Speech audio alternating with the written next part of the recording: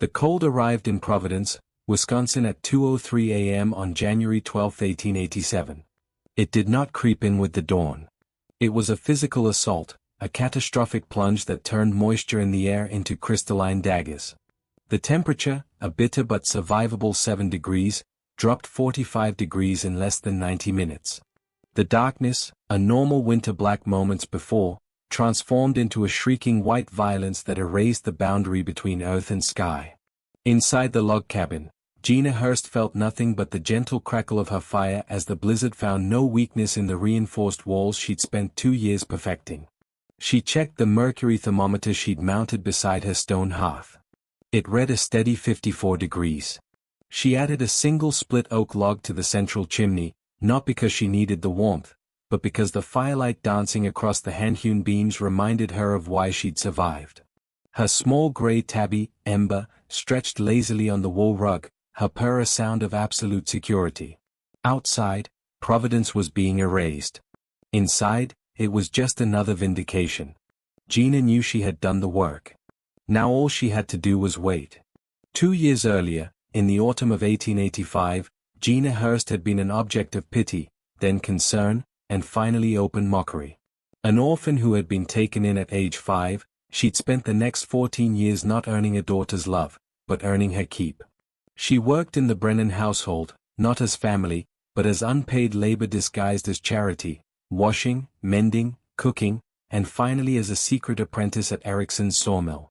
She learned the language of timber, the integrity of oak, the flexibility of pine, the secrets of thermal dynamics. She saw how even on the most brutal winter days, the temperature inside a properly insulated structure could remain stable while thinner walls surrendered to the cold. She watched log cabins, built by men who valued speed over engineering, crack and fail under Wisconsin's merciless freeze, while the rare structures built with knowledge stood unmoved, defiant.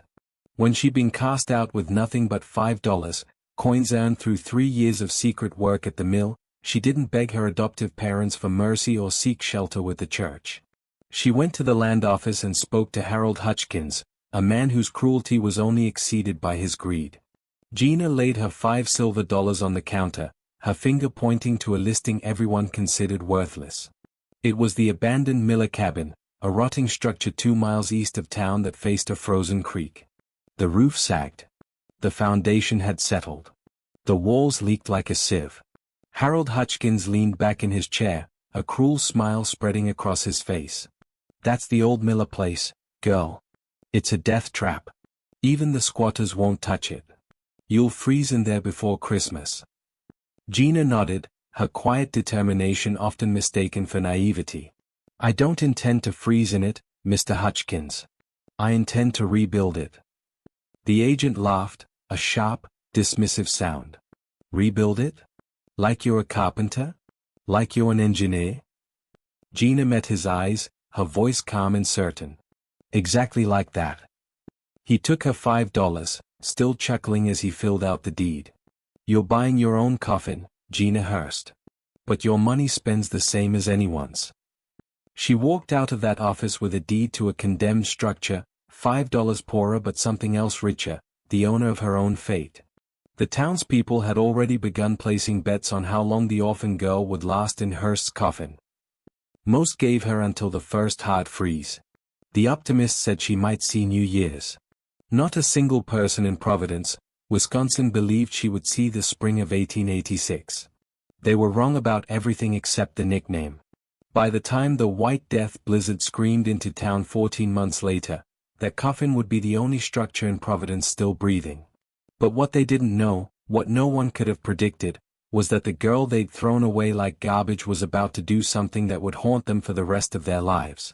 Because when those same people came crawling to her door, frostbitten and dying, begging the worthless orphan to save them, Gina Hurst would have to make a choice that would define not just her survival, but her soul. Would she become the monster they always said she was? Or would she prove that mercy is the ultimate revenge? What happened in those next 72 hours would transform Providence forever, and it started with a single engineering secret she discovered in the darkness of Erickson's mill, a secret that would mean the difference between 40 people living or dying in the worst storm Wisconsin had ever seen. Welcome to our channel. Before we dive into this incredible true story, please subscribe and turn on notifications so you never miss stories like this. And if this story moves you, leave a comment telling us what you would have done in Gina's position. Now, let's begin. November 14, 1885. The words came during supper, delivered between bites of the roast chicken Gina had spent 3 hours preparing. Thomas Brennan didn't look up from his plate when he said them, and Margaret kept her eyes fixed on the gravy boat as if it held the secrets of the universe. "We can no longer afford to keep you, Gina. You'll need to make your own way now." The fork in Gina's hand stopped halfway to her mouth. For a moment, the only sound in the dining room was the ticking of the grandfather clock in the hall, each second marking the death of the only life she'd ever known.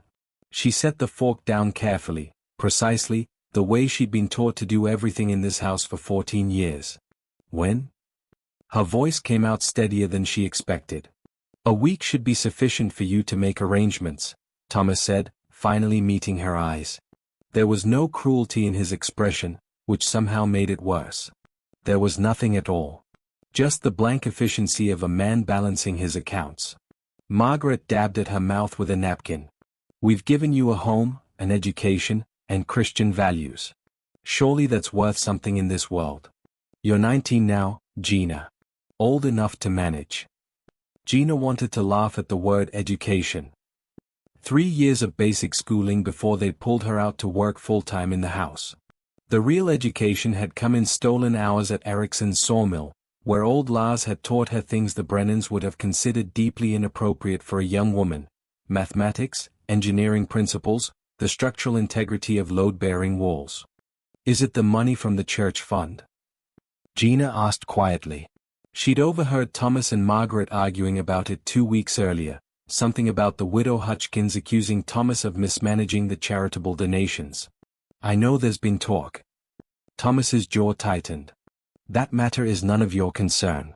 This is simply a matter of practicality. The economy has been difficult, and we must make hard choices." Gina looked around the dining room at the new wallpaper Margaret had ordered from Chicago, the crystal chandelier Thomas had purchased last month, the imported rug beneath the mahogany table. Hard choices indeed. She stood, her chair scraping against that expensive rug. "I'll be gone by morning." "Gina, there's no need for dramatics," Margaret began, but Gina was already walking toward the narrow servant's staircase that led to her small room in the attic. "A week or a day, it makes no difference, does it?" Gina said without turning around. "Either way, I'm no longer your daughter. I'm just an expense you're eliminating." She climbed those stairs for the last time, each step creaking with a familiar protest she'd never hear again. In her room, she pulled out the battered carpet bag she'd arrived with 19 years ago when some distant aunt had died and left her nowhere else to go. She packed her 3 dresses, her work boots, the wool coat that had been Margaret's before it went out of fashion, and the small leather pouch she kept hidden beneath a loose floorboard. $5. 3 years of secret wages from Lars, paid in coins she'd saved with the discipline of someone who knew that family was a word, not a promise. At dawn, she walked down the front steps of the Brennan house, her breath forming clouds in the November cold. Thomas was already at his office. Margaret watched from the parlor window, her face a portrait of relief disguised as regret. Gina didn't look back. She had $5, 1 carpetbag, and absolutely nowhere to go. Winter was 6 weeks away, and Providence, Wisconsin didn't waste charity on unwanted girls. But Gina Hurst had learned something the Brennans never understood. The strongest structures aren't built from love or obligation. They're built from necessity, engineering, and the quiet rage of someone who refuses to collapse. The land office smelled of tobacco smoke and old paper, a cramped room on the 2nd floor of Providence's only bank building. Harold Hutchkins sat behind a desk piled with ledgers and surveyor's maps, his feet propped up on an open drawer. He was 26, soft around the middle, and possessed the particular arrogance of a man whose uncle was the mayor. He didn't stand when Gina entered. He barely looked up. "Land office is for land buyers, girl. If you're looking for charity, the church is 2 streets over." Gina walked to his desk and set her carpetbag down. From her coat pocket, she pulled out $5 silver and placed them in a neat line across his paperwork. that got his attention.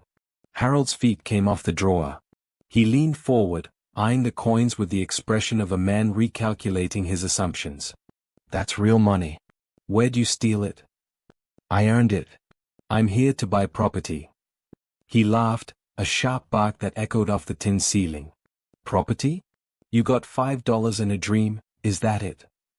He picked up one of the coins, bit it to test its authenticity, then tossed it back on the desk. What exactly do you think $5 buys in Providence, Wisconsin? Gina had spent the last 3 days asking that exact question. She'd walked every street, talked to every landowner who would spare her a moment, and studied the surveyor's maps posted in the general store. There was only one property in her price range, and only because no one else would touch it. The Miller cabin. 2 miles east on the creek road.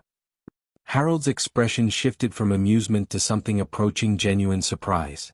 Then he laughed again, longer this time, slapping his desk hard enough to scatter papers. The Miller place? Jesus, Mary, and Joseph. That's not a cabin, girl, that's a corpse. Old man Miller abandoned it 5 years ago when the foundation gave out. Last I heard, even the rats left. I'll take it. You'll take it, he repeated, shaking his head. You understand that structure is condemned? The northeast corner collapsed 2 winters ago. The floor joists are rotted through. The roof leaks like a sieve. There's probably black mold in the walls and God knows what living in the crawl space. Then it should be easy to sell. Harold studied her for a long moment, his amusement curdling into something colder. I know what this is. You got nowhere else to go, so you're buying yourself a grave. That's what you're doing, Gina Hurst. You're spending your last $5 on a coffin made of wood. The deed, Mr. Hutchkins. He pulled out a standard property transfer form, filled in the details with aggressive pen strokes, and shoved it across the desk. Sign here. And when they find you frozen solid in that death trap come February, don't say I didn't warn you. Gina signed her name in careful script, each letter a small act of defiance. Harold snatched up the $5 silver, counted them twice, and dropped them into his cash box with a theatrical clink. Pleasure doing business with you, Miss Hurst. He handed her the deed, then called out as she reached the door. Hey, you want some free advice? Burn it down and claim the land. At least then you'd have something worth owning. Gina folded the deed and tucked it into her coat. I don't need a fire, Mr. Hutchkins. I need a home. She walked out into the November cold, now the proud owner of the most worthless property in Providence. The deed felt heavier than it should have, a single piece of paper that represented both everything she had and everything she'd lost. 2 miles east, the Miller cabin waited. Harold was right about one thing, it probably was a coffin. But Gina had spent 14 years learning that the difference between a coffin and a fortress was simply a matter of engineering. 3 years earlier, on a spring morning in 1882, Gina had discovered that the Brennan household's charity came with invisible chains. Margaret had found her sketching structural diagrams in the margins of an old almanac, geometric calculations for load-bearing walls and roof pitch angles she'd copied from a book at the general store. What is this nonsense?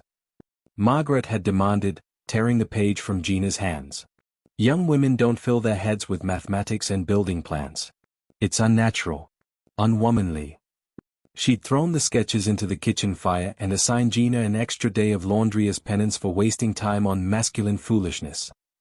That's when Gina learned that some educations had to be stolen. Erickson's sawmill sat at the edge of town, where the creek provided enough current to power the great wheel that drove the cutting blades. Gina had started walking past it on her trips to the general store, watching the men work, studying how they measured and cut, how they chose wood for different purposes. She noticed one man in particular, an older Swede with a gray beard and careful hands, who spent more time examining grain patterns than anyone else. One afternoon, she'd stayed to watch him reject a beautiful piece of oak that the other workers thought was perfect. When they'd gone to lunch, she approached him. Why did you refuse that board? It looked flawless. Lars Eriksson had turned to her with eyes that had probably been blue once but had faded to the color of winter sky. It looked flawless, yes. But look here. He'd pointed to nearly invisible lines in the grain. The tree was stressed when it grew. Maybe wind, maybe ice damage. the wood remembers. Under load, it will fail exactly along these lines. A flawless board that will kill someone when the beam snaps. How do you see that? By learning to see the bones of the thing. Not what it appears to be, but what it actually is. He'd studied her for a moment. You're the Brennan girl, yes? The one they took in? Yes, sir. And you want to learn to see the bones? She'd nodded, not trusting her voice. Lars had looked around the empty mill yard, then back at Gina. Tuesday and Thursday mornings, 5 o'clock, before the others arrive. You help me sort lumber, I teach you what I know. But if anyone asks, especially your family, you were never here. A girl learning engineering. He'd shaken his head. They'd call you mad or worse. For 3 years, Gina had risen before dawn on Tuesdays and Thursdays, slipping out of the Brennan house while they still slept.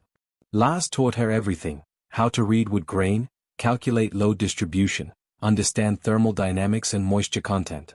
He showed her how buildings breathed, how heat moved through structures, why some homes stayed warm with minimal fuel while others devoured firewood and still left their occupants freezing. A building is not decoration, Lars had told her one frozen January morning as they examined a failed roof truss from a collapsed barn. It's a promise. A promise that it will stand when the world tries to knock it down. Most men build to look impressive. The wise ones build to last. He taught her about thermal mass, how stone and thick timber held heat and released it slowly. He'd shown her the principles of insulation, air flow, and structural redundancy. Always build assuming the worst will come, he'd said. Because eventually, it will. Lars never asked why she wanted to learn. Maybe he recognized something in her, the desperation of someone who knew that knowledge was the only inheritance she'd ever receive. When she'd appeared at the mill the morning after the Brennans cast her out, Lars had simply nodded and handed her a folded piece of paper.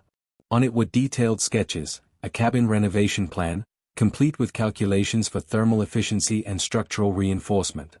I knew this day would come, he'd said quietly. Now go build something they can't take from you. The Miller cabin looked worse up close.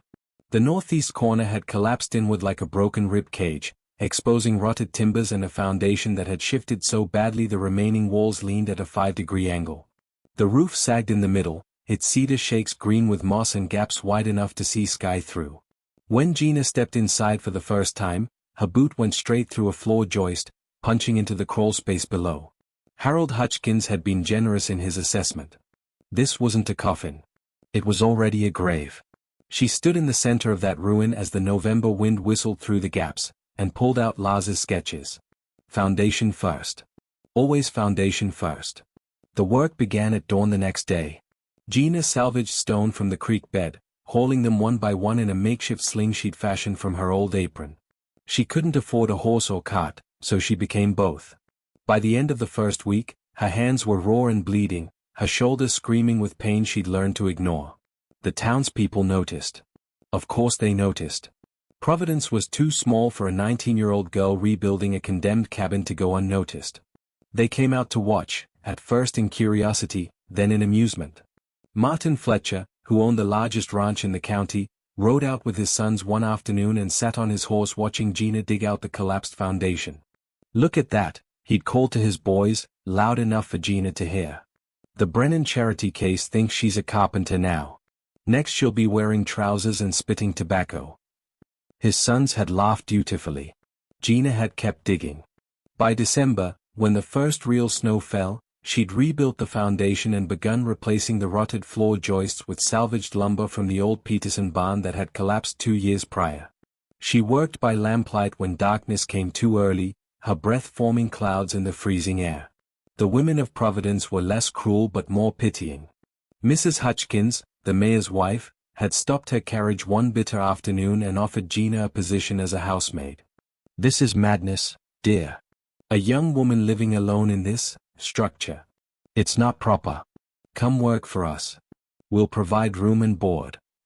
I have a room, Gina had replied, gesturing to the half-rebuilt cabin. And I'm building my own board. Mrs. Hutchkins had driven away shaking her head, and by evening the whole town knew that Gina Hurst had refused good Christian charity to live in squalor. But Gina wasn't living in squalor. She was building something they couldn't see yet, a dual-wall design that would create an insulating air gap, a central stone chimney that would radiate heat evenly throughout the structure, strategic window placement for passive solar gain during the day. Every decision was calculated, every board placed with purpose. The children were the cruelest. They'd dare each other to run up and touch the walls of Hearst's coffin, shrieking with laughter as they ran away. Someone had carved the words "the dead girl's house" into a tree near the property line. Mayor Hutchkins himself had ridden out in January, ostensibly to check on the safety of the structure. He'd walked around it with his hands clasped behind his back, shaking his head at her work. "This is an embarrassment to Providence, Miss Hearst. When this experiment fails, and it will fail, the town will be forced to clean up the mess. I strongly suggest you abandon this project before you freeze to death and cause us all that trouble." Gina had been on the roof at the time, laying the new cedar shakes in overlapping patterns Lars had taught her. "I'll try not to inconvenience you with my death, Mayor." He'd left muttering about unnatural women and the decline of proper values. By March, the cabin had walls, a roof, and a functioning chimney. Gina had spent the winter living in the partially completed structure, working on the interior while ice formed on the outside. She'd lost 15 pounds she couldn't afford to lose, and her hands had developed permanent calluses that would never fade. But the cabin stood. And more importantly, it was warm. Spring came to Providence with mud and mockery in equal measure. As the snow melted and the roads became passable again, Gina's cabin became the town's favorite Sunday entertainment.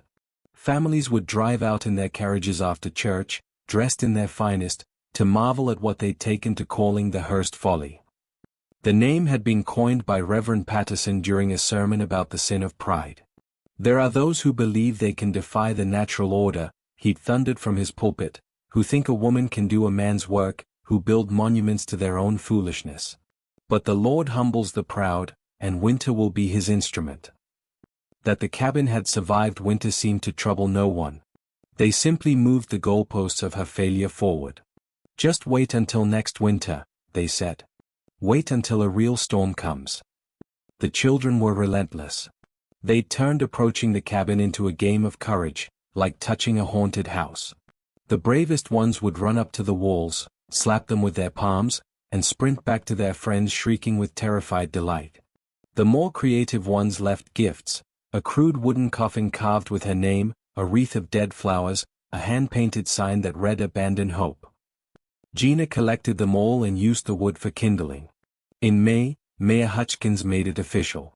He stood on the steps of the town hall during the monthly civic meeting and declared the cabin a blight upon our community's aesthetic standards and a future public health hazard when the inevitable tragedy occurs. He proposed a new ordinance requiring all structures within 5 miles of Providence to meet minimum building standards, standards that would have required Gina to hire a certified builder and submit to monthly inspections she couldn't afford. The ordinance failed, but only because Councilman Webb, the doctor who'd once treated Gina for a fever when she was 12, had quietly voted against it. The social ostracism was complete. The general store owner, Mr. Patterson, charged her double for supplies, due to the extra risk of extending credit to someone in your situation. The seamstress refused to sell her fabric. Even the church, which proclaimed itself a sanctuary for all God's children, made it clear through meaningful silences and turned backs that some children were less welcome than others. But the cruelest cut came on a warm afternoon in June. Gina had been working in her small garden, planting vegetables from seeds Lars had given her, when she heard the familiar sound of carriage wheels on the dirt road. She'd looked up to see the Brennan family carriage, its polished black sides gleaming in the sunlight, the matched bay horses stepping high and proud. Thomas sat in the driver's seat, his face forward and rigid. Margaret beside him held a parasol against the sun, her profile carved from ice. In the back seat, visible through the window, sat their newest addition, a girl of perhaps 10, dark-haired and well-dressed, laughing at something Thomas had said. The replacement daughter. The one worth keeping. The carriage slowed as it approached the cabin, as if Thomas couldn't quite resist looking despite himself. For a moment, Gina thought Margaret might turn her head, might acknowledge the girl she'd raised for 14 years now living in what the town called a madwoman's shack. But Margaret stared straight ahead, her jaw set, Her parasol tilted just enough to block any possible view of Gina standing in the garden with dirt under her fingernails and the sun on her face. The new daughter waved. A friendly, innocent gesture from a child who knew nothing of the girl being erased from the family history. Gina raised her hand in return, a small motion that made Margaret's shoulders stiffen. Thomas snapped the reins. The carriage accelerated, kicking up dust that settled over Gina's newly planted garden like ash over a grave. That evening, Gina sat on the small porch she'd built herself and watched the sun set over Providence. From here, she could see the town in the distance, its church steeple rising above the other buildings like an accusatory finger pointing at heaven. Smoke rose from dozens of chimneys, each one marking a home where she was not welcome, a family that had decided she was something to be pitied, mocked, or simply erased.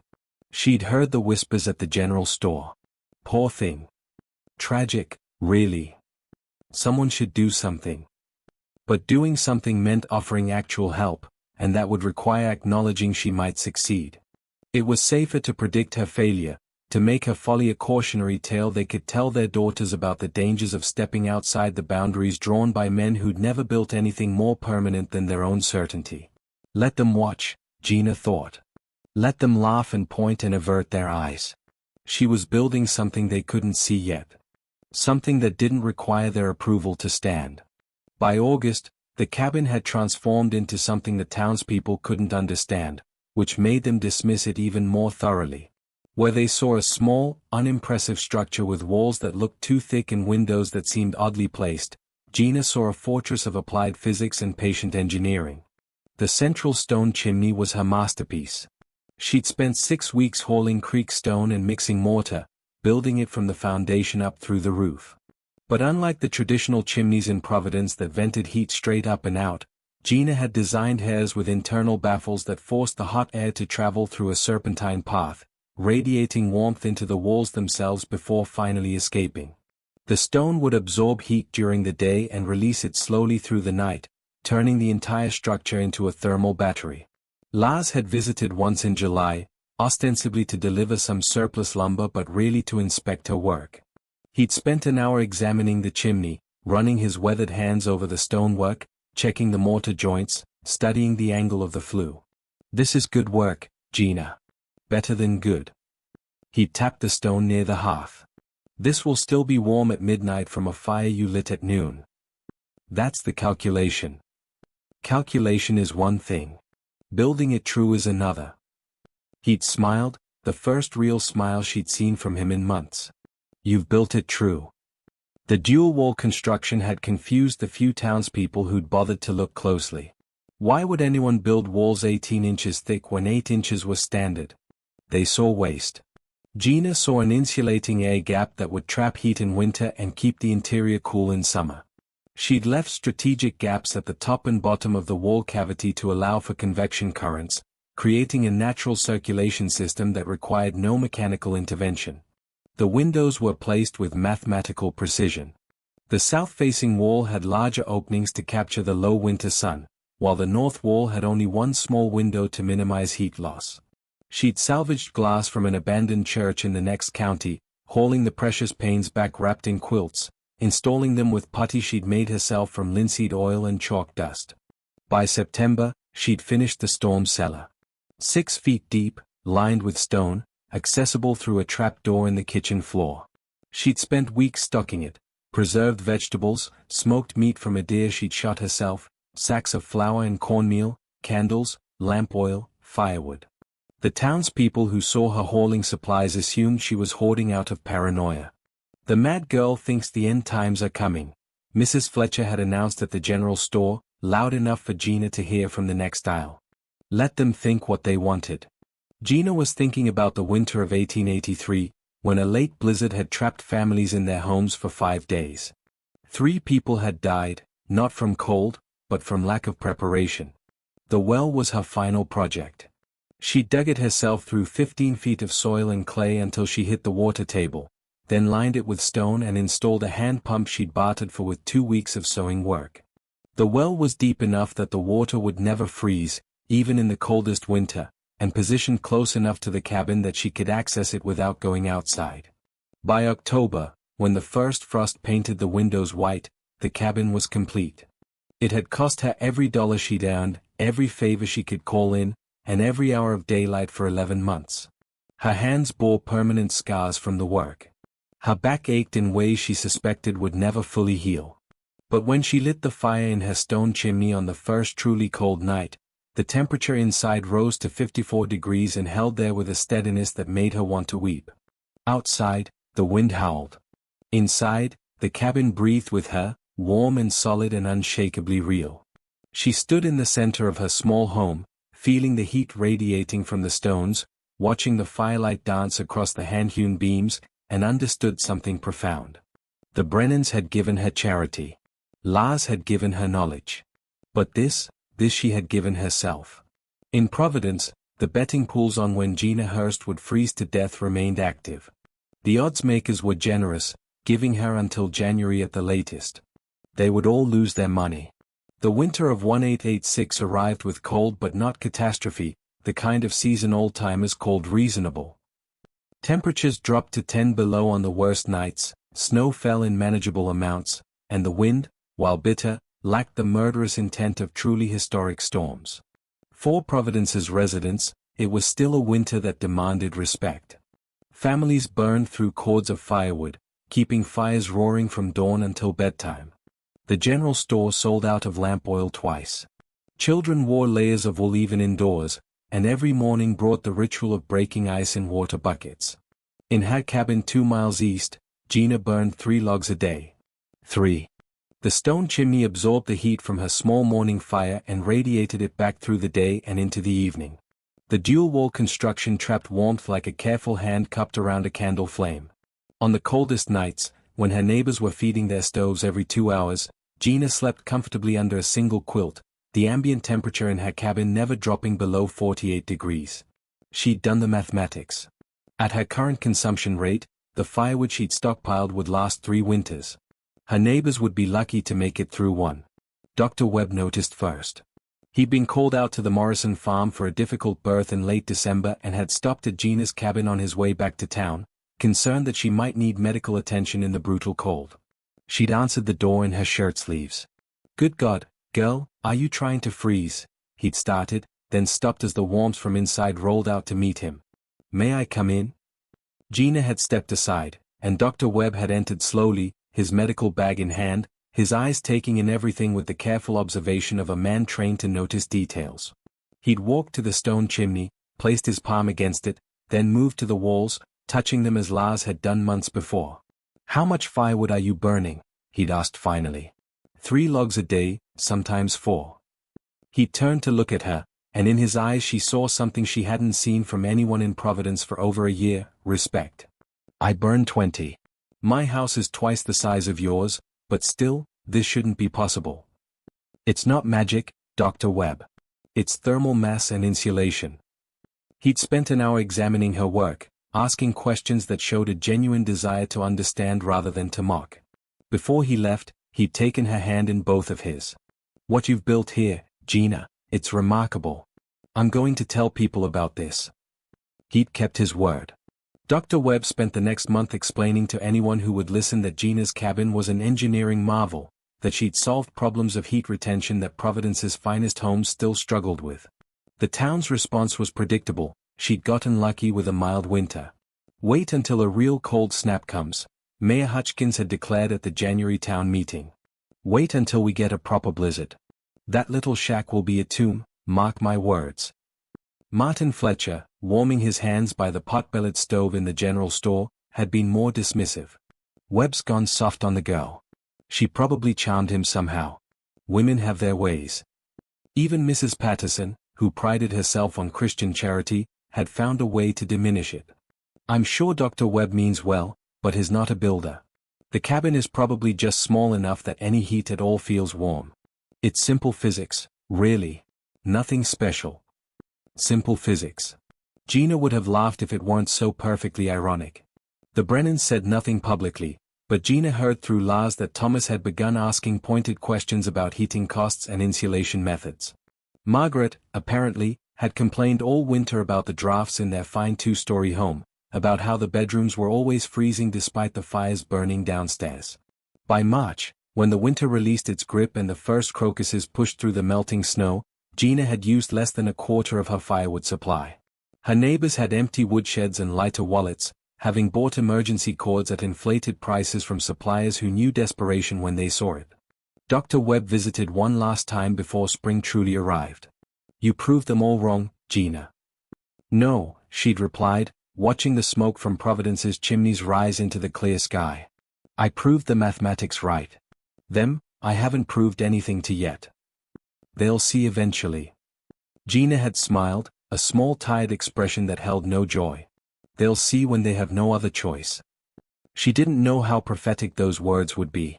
She didn't know that in 10 months, the choice would become survival or pride, and that pride, for all its warmth, couldn't keep a man's blood from freezing. The animals knew first. By the second week of January 1887, Gina noticed the birds were gone. Not just fewer, gone. The crows that normally harassed her garden, the sparrows that nested in the eaves, the hawks that circled over the creek, all of them had fled south in numbers she'd never seen before. The sky was empty except for clouds that hung low and heavy, the color of old bruises. Lars noticed it too. He appeared at her door on January 8th with a sack of dried beans and an expression that made Gina's stomach tighten with unease. "Something's coming," he said without preamble. "I can feel it in my bones. My grandfather used to talk about winters like this in the old country. The silence before the world breaks." Gina had felt it too, though she tried to convince herself it was nothing. The atmospheric pressure had been building for days, a physical weight that made her ears ring and her head ache. The air itself felt wrong, thick and metallic, like breathing through copper mesh. That evening, she drew water from her well and tasted it before drinking, a habit Lars had taught her. The water had a strange mineral tang, something she'd never noticed before. She dumped it out and drew again. The second bucket tasted the same. "The earth is tense," Lars had said. "Everything is waiting." Gina spent the next 3 days reinforcing her preparations with a methodical intensity that bordered on obsession. She moved extra firewood into the cabin itself, stacking it along the interior walls until there was barely room to move. She rechecked her storm cellar, taking inventory again even though she'd done it 2 weeks before. 40 pounds of flour. 20 pounds of cornmeal. Preserved vegetables. Smoked venison. Candles. Lamp oil. Blankets. She tested the door seal, running her hand along every inch, feeling for drafts. She found a gap no wider than a knife blade near the bottom hinge and packed it with oakum and tar until it was perfectly sealed. On January 10th, the temperature rose. In the middle of January, in Wisconsin, the temperature rose to 38 degrees. It was wrong. Profoundly wrong. The kind of warmth that felt like a held breath before a scream. Gina stood outside her cabin that afternoon, staring at the southern horizon. The sky there had taken on a sickly yellow-green color, like an old bruise turning gangrenous. The silence was absolute. No bird calls. No wind. Even the creek seemed to run quieter, as if the water itself was afraid to make noise. Dr. Webb rode out that evening. His horse was skittish, dancing sideways, ears flat against its skull. "I don't like this, Gina. This weather isn't natural." "No," she agreed. "It's not. If something happens, if this winter turns, you have enough supplies." "I do." He looked at her cabin, small and solid against the darkening sky. "I told Mayor Hutchkins we should prepare for a serious storm. He told me I was being an alarmist. That we've had warm spells in January before." "We have," Gina said. "But not like this." Dr. Webb reached into his coat and pulled out a small leather pouch. "Silver dollars. 20 of them. If you need to leave, if you need to buy passage south." "I'm not leaving. Gina. This cabin will stand, Dr. Webb. It was built to stand."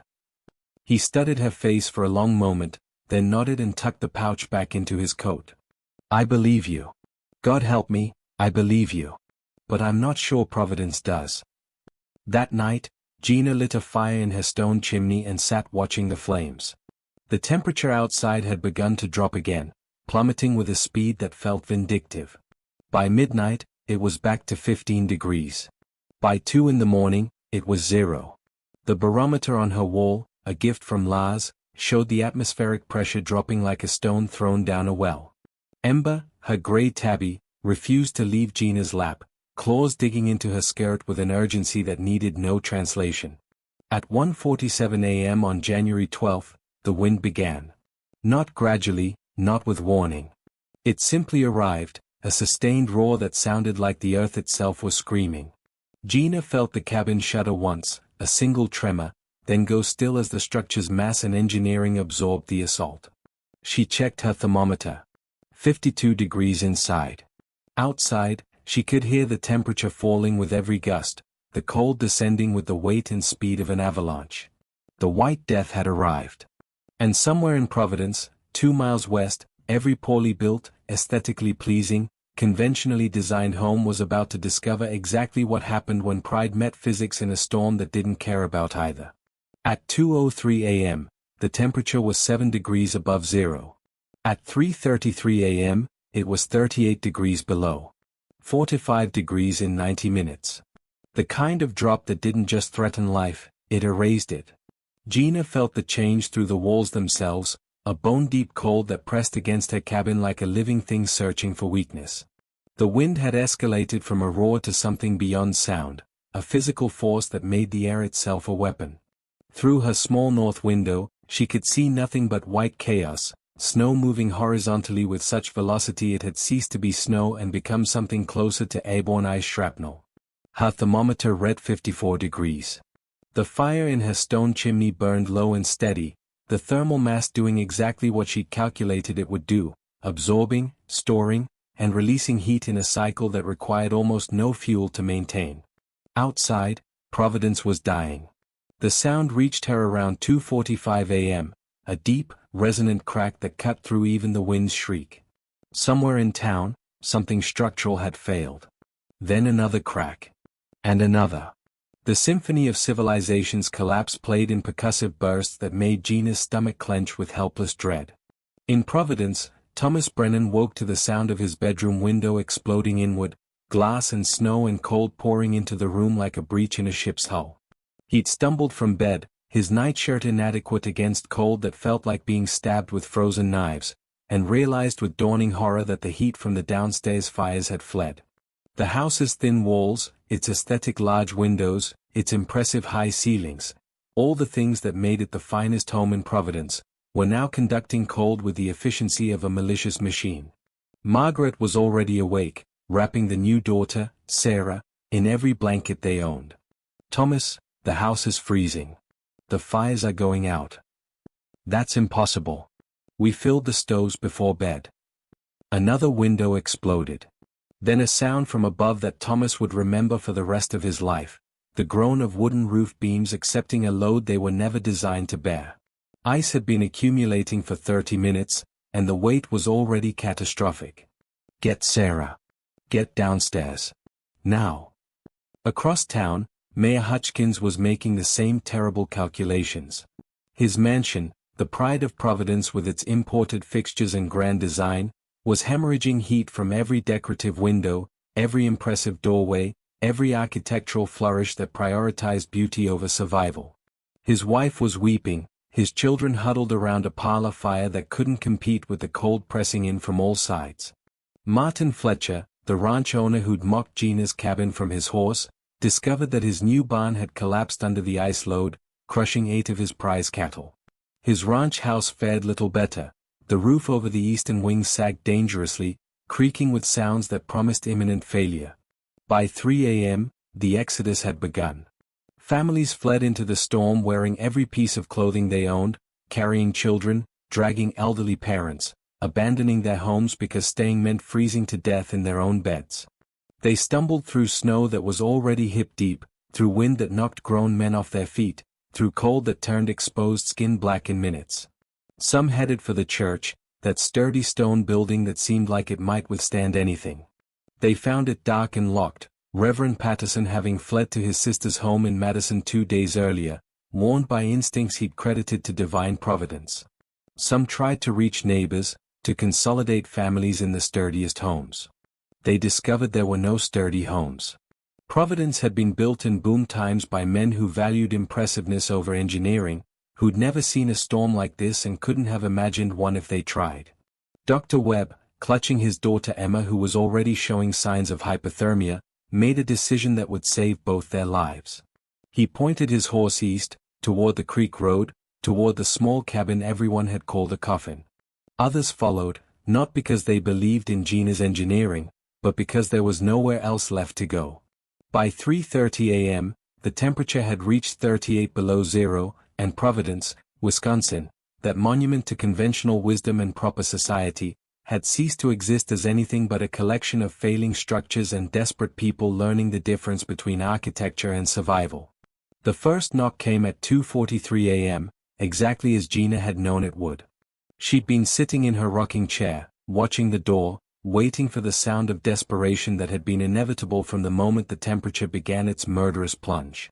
She opened the door to find Dr. Webb holding his daughter Emma against his chest. The girl's lips were blue, her eyes unfocused, her small body shaking with shivers that looked more like convulsions. Ice had formed in Emma's hair, on her eyelashes, across her father's beard. Behind them, the storm was a white wall of violence that tried to force its way inside the moment the door opened. "Please," Dr. Webb said. Just that single word, stripped of pride or pretense. Gina pulled them inside and slammed the door against the wind. Emma was hypothermic, already in the dangerous stages. Gina grabbed blankets from her bed, wrapped the girl tight, and positioned her near the stone chimney where the radiant heat was strongest. "There will be more," Dr. Webb managed through chattering teeth. "The whole town, everything is failing." "I know." The second knock came 7 minutes later. Gina opened the door to find the Fletcher family, Martin, his wife Catherine, and their 4 children ranging from 3 to 14. Martin Fletcher, who'd sat on his horse laughing at her work, who'd called her cabin a madwoman's shack. His face was a mask of frostbite and shame, ice crusted so thick around his eyes he could barely see. He couldn't meet her gaze. "My children. Get them inside." They came in waves after that. The Hutchkins family at 3:07, the mayor's arrogance replaced by raw terror, his wife carrying their infant son who wasn't crying anymore, which was worse than any sound. The Morrison family at 3:15, old grandmother Morrison barely conscious, her skin the gray color of approaching death. The Pattersons from the general store at 3:22, Mr. Patterson who'd charged her double for supplies now clutching a single carpetbag of possessions. Gina pulled them all inside, one family after another, packing them into her small cabin with ruthless efficiency. She positioned the most severely hypothermic near the stone chimney. She distributed her blankets, her spare clothes, everything she owned that could provide warmth. She heated water and forced it into trembling hands, knowing that warm liquids were as critical as heat itself. The cabin that had been called Hearst's coffin, was now holding 27 people, then 32, then 37. The walls that everyone had mocked for being too thick were now the only walls in Providence still standing firm against the storm. At 3:41 a.m., the final knock came. Gina knew who it was before she opened the door. She'd been waiting for this knock specifically, dreading it and anticipating it in equal measure. Thomas and Margaret Brennan stood on her small porch with Sarah between them, the replacement daughter wrapped in blankets that had already frozen stiff. Thomas's face was unrecognizable beneath a coating of ice. Margaret's lips were moving, forming words that wouldn't come, prayers or apologies or simply her daughter's name repeated like an incantation against the cold. Behind them, barely visible through the storm, Gina could see the distant glow of fires. Their fine 2-story colonial was burning, the roof having collapsed into the stoves below, turning their monument to propriety into a funeral pyre. Thomas met Gina's eyes. In them, she saw everything she'd imagined she might feel satisfaction at seeing: the complete destruction of his pride, the absolute acknowledgement of his failure, the recognition that the girl he'd discarded like garbage was now the only thing standing between his family and death. "Gina," he managed, his voice breaking. "Please. Not for us. For Sarah." Margaret was crying, tears freezing on her cheeks before they could fall. "We're sorry. God help us, we're so sorry." Gina looked at them standing in the storm that was trying to kill them, at little Sarah who was innocent of everything except being chosen when Gina was discarded. She thought about justice and revenge, about how she'd imagined this moment during the hardest nights of her reconstruction, about whether mercy was strength or weakness or something that transcended both. The wind howled. The temperature continued its fatal descent. And 40 souls, including the 2 people who'd thrown her out before winter with $5 and no hope, waited to learn whether engineering and compassion could exist in the same structure, or whether some walls, once broken, could never be rebuilt. Gina stepped aside. "Get in," she said. "All of you. Quickly."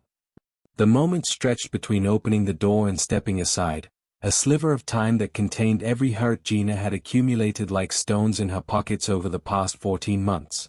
She stood at the threshold with her hand on the latch, and in Thomas Brennan's frostbitten face she saw every rejection, every casual cruelty, every dinner where she'd served food she wasn't allowed to eat at the table, every Christmas where gifts were opened around her but never for her. 40 people packed into her cabin, their body heat already starting to overwhelm the small space, their desperate breathing creating a fog of condensation. They watched her face the Brennans, watched this final tableau of judgment play out with the storm as witness and executioner. Margaret's trembling had progressed beyond shivering into the rigid muscle contractions that preceded complete hypothermic shutdown. Sarah's lips had gone from blue to gray.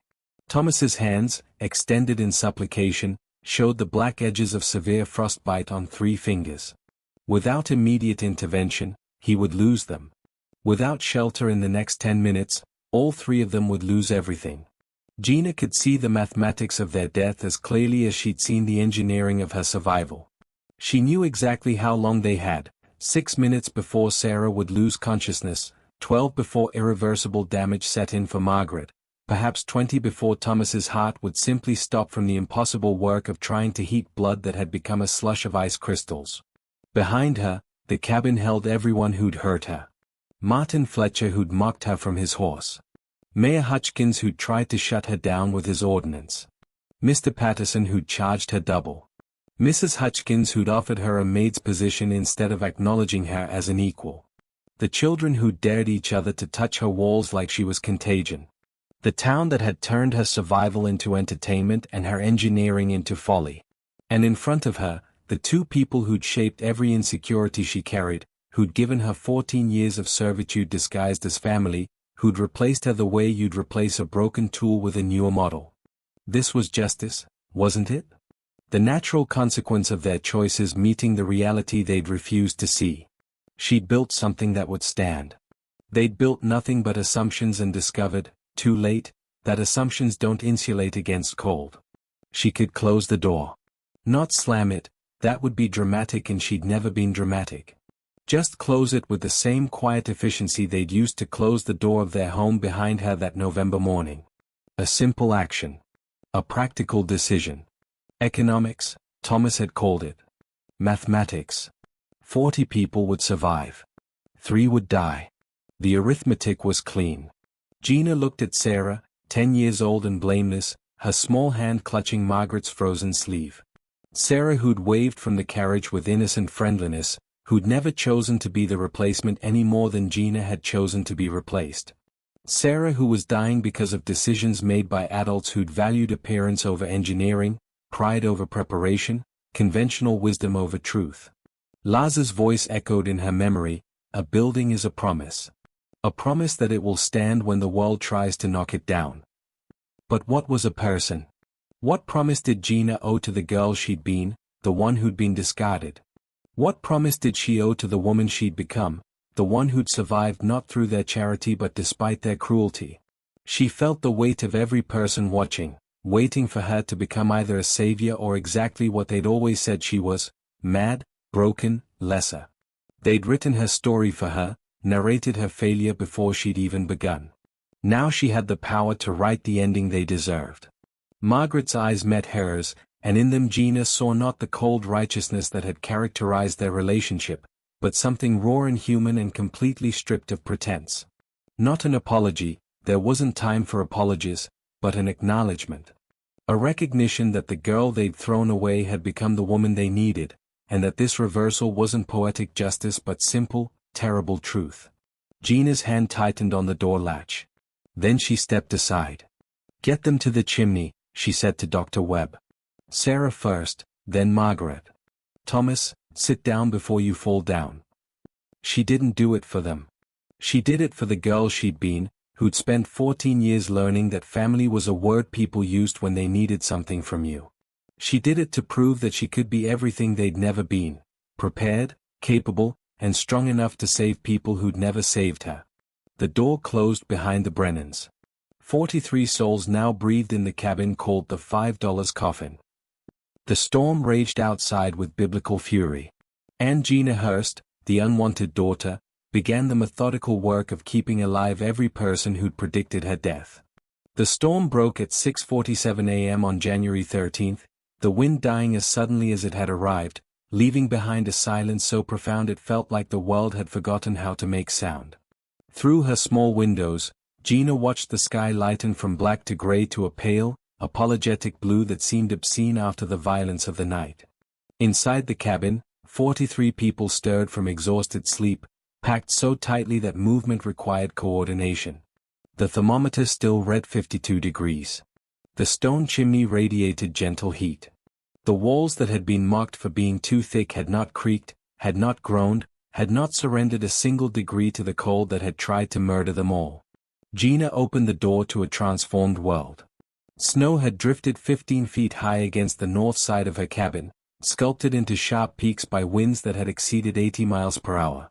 The trees along the creek were bent and broken, their branches glazed with ice thick enough to snap trunks. And in the distance, where Providence should have been, she could see columns of smoke rising from ruins. Dr. Webb stood beside her, Emma asleep against his shoulder, her color returned to normal. I need to get to town. There will be injuries. Take my horse, Gina said. She's in the shelter behind the cabin. He looked at her, this girl who'd saved his daughter's life, who'd saved all their lives, and his eyes were wet. Thank you doesn't cover it. I don't think there are words that do. Then don't use words. Use what you saw here. Tell them why it worked. The survivors began emerging into the morning, blinking in the bright sun like people resurrected. They stood in the snow staring at the cabin that had seemed so small, so inadequate, so foolish. The cabin that had held them all and kept them breathing while the storm tried its best to stop their hearts. Providence was devastated. 17 homes completely destroyed, their roofs collapsed under ice loads the builders had never imagined possible. The church's steeple had toppled. The general store's west wall had buckled. Mayor Hutchins's mansion was a skeleton of broken timbers and shattered dreams. The Brennan home was ash and rubble, only the stone foundation remaining to mark where it had stood. But 0 lives lost. 0. Because one girl with $5 and a gift for seeing the bones of things had built something that refused to break. Mayor Hutchins found Gina as the survivors began the trudge back to town. His face was still raw from frostbite, his hands wrapped in strips of fabric torn from her spare blankets. He stood before her unable to meet her eyes. I was wrong, he said simply. About everything. About you, about your cabin, about what it means to build something that matters. He looked at the structure behind her. I called it a coffin. I called it folly. I tried to shut you down with ordinances and mockery and the weight of what I thought was common sense. His voice broke. You saved my son's life. My wife's life. My life. And I spent a year telling everyone you'd be dead before spring. You weren't alone in that, Gina said. Thomas and Margaret Brennan approached together, Sarah between them holding both their hands. Thomas's frost-bitten fingers were bandaged, but he'd keep them. Dr. Webb had worked through the night with warm water and careful massage, fighting against tissue death with the same methodical determination Gina had used to fight against cold. Margaret spoke first, her voice barely a whisper. We treated you like you were disposable. Like you were a burden we'd generously borne until we couldn't anymore. And you saved us anyway. I saved Sarah, Gina corrected.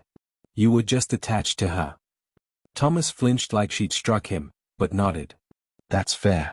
That's more than fair. He looked at the ruins of his home in the distance. I built that house to impress people.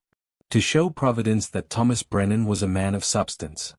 And it couldn't stand up to a single night of honest weather.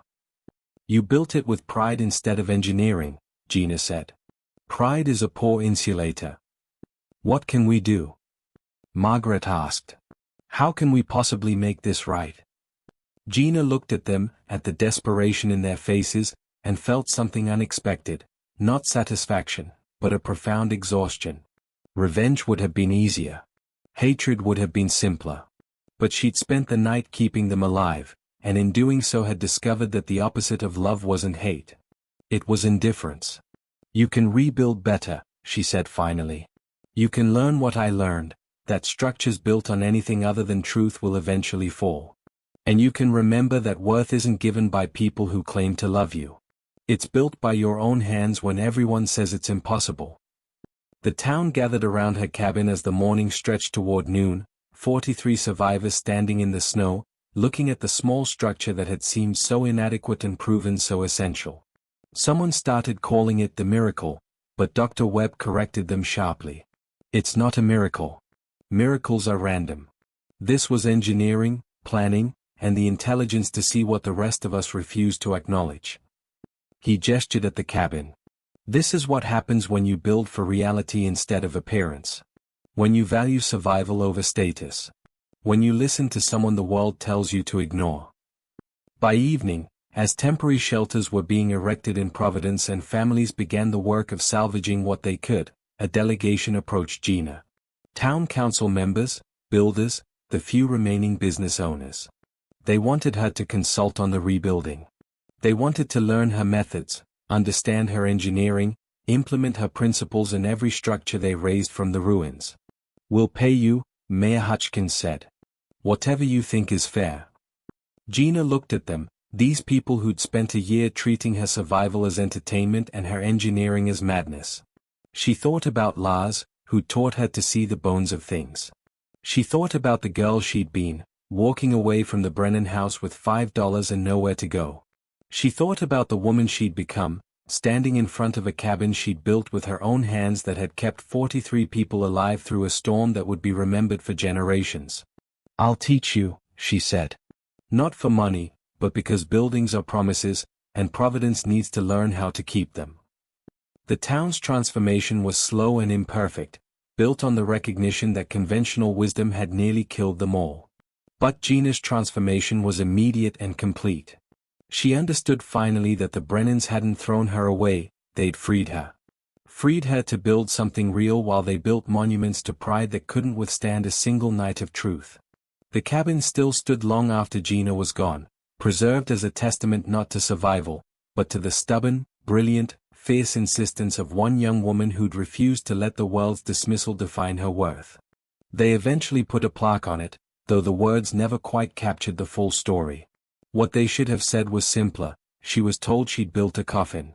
Instead, she built a fortress. And in doing so, she'd proven that the strongest structures aren't made of stone or timber, but of knowledge wielded by someone the world underestimated until it was too late to do anything but survive by her mercy. The cabin's nickname changed that day. No one ever called it Hearst's Coffin again.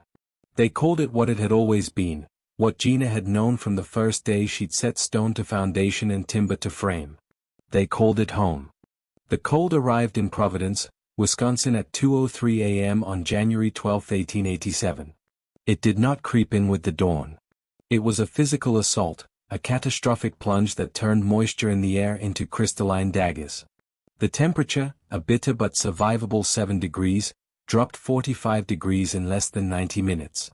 The darkness, a normal winter black moments before, transformed into a shrieking white violence that erased the boundary between earth and sky. Inside the log cabin, Gina Hearst felt nothing but the gentle crackle of her fire as the blizzard found no weakness in the reinforced walls she'd spent 2 years perfecting. She checked the mercury thermometer she'd mounted beside her stone hearth. It read a steady 54 degrees. She added a single split oak log to the central chimney, not because she needed the warmth, but because the firelight dancing across the hand-hewn beams reminded her of why she'd survived. Her small gray tabby, Ember, stretched lazily on the wool rug, her purr a sound of absolute security. Outside, Providence was being erased. Inside, it was just another vindication. Gina knew she had done the work. Now all she had to do was wait. 2 years earlier, in the autumn of 1885, Gina Hurst had been an object of pity, then concern, and finally open mockery. An orphan who had been taken in at age 5, she'd spent the next 14 years not earning a daughter's love, but earning her keep. She worked in the Brennan household, not as family, but as unpaid labor disguised as charity, washing, mending, cooking, and finally as a secret apprentice at Erickson's sawmill. She learned the language of timber, the integrity of oak, the flexibility of pine, the secrets of thermal dynamics. She saw how even on the most brutal winter days, the temperature inside a properly insulated structure could remain stable while thinner walls surrendered to the cold. She watched log cabins, built by men who valued speed over engineering, crack and fail under Wisconsin's merciless freeze, while the rare structures built with knowledge stood unmoved, defiant. When she'd been cast out with nothing but $5, coins earned through 3 years of secret work at the mill, she didn't beg her adoptive parents for mercy or seek shelter with the church. She went to the land office and spoke to Harold Hutchkins, a man whose cruelty was only exceeded by his greed. Gina laid her $5 silver on the counter, her finger pointing to a listing everyone considered worthless. It was the abandoned Miller cabin, a rotting structure 2 miles east of town that faced a frozen creek. The roof sagged. The foundation had settled. The walls leaked like a sieve. Harold Hutchkins leaned back in his chair, a cruel smile spreading across his face. "That's the old Miller place, girl. It's a death trap. Even the squatters won't touch it. You'll freeze in there before Christmas." Gina nodded, her quiet determination often mistaken for naivety. "I don't intend to freeze in it, Mr. Hutchkins. I intend to rebuild it." The agent laughed, a sharp, dismissive sound. "Rebuild it? Like you're a carpenter? Like you're an engineer?" Gina met his eyes, her voice calm and certain. "Exactly like that." He took her $5, still chuckling as he filled out the deed. "You're buying your own coffin, Gina Hurst. But your money spends the same as anyone's." She walked out of that office with a deed to a condemned structure, $5 poorer but something else richer, the owner of her own fate. The townspeople had already begun placing bets on how long the orphan girl would last in Hurst's coffin. Most gave her until the first hard freeze. The optimists said she might see New Year's. Not a single person in Providence, Wisconsin believed she would see the spring of 1886. They were wrong about everything except the nickname. By the time the White Death blizzard screamed into town 14 months later, that coffin would be the only structure in Providence still breathing. But what they didn't know, what no one could have predicted, was that the girl they'd thrown away like garbage was about to do something that would haunt them for the rest of their lives. Because when those same people came crawling to her door, frostbitten and dying, begging the worthless orphan to save them, Gina Hurst would have to make a choice that would define not just her survival, but her soul. Would she become the monster they always said she was? Or would she prove that mercy is the ultimate revenge? What happened in those next 72 hours would transform Providence forever, and it started with a single engineering secret she discovered in the darkness of Erickson's mill, a secret that would mean the difference between 40 people living or dying in the worst storm Wisconsin had ever seen. Welcome to our channel. Before we dive into this incredible true story, please subscribe and turn on notifications so you never miss stories like this. And if this story moves you, leave a comment telling us what you would have done in Gina's position. Now, let's begin. November 14, 1885. The words came during supper, delivered between bites of the roast chicken Gina had spent 3 hours preparing. Thomas Brennan didn't look up from his plate when he said them, and Margaret kept her eyes fixed on the gravy boat as if it held the secrets of the universe. "We can no longer afford to keep you, Gina. You'll need to make your own way now." The fork in Gina's hand stopped halfway to her mouth. For a moment, the only sound in the dining room was the ticking of the grandfather clock in the hall, each second marking the death of the only life she'd ever known. She set the fork down carefully, precisely, the way she'd been taught to do everything in this house for 14 years. "When?" Her voice came out steadier than she expected. "A week should be sufficient for you to make arrangements," Thomas said, finally meeting her eyes. There was no cruelty in his expression, which somehow made it worse. There was nothing at all. Just the blank efficiency of a man balancing his accounts. Margaret dabbed at her mouth with a napkin.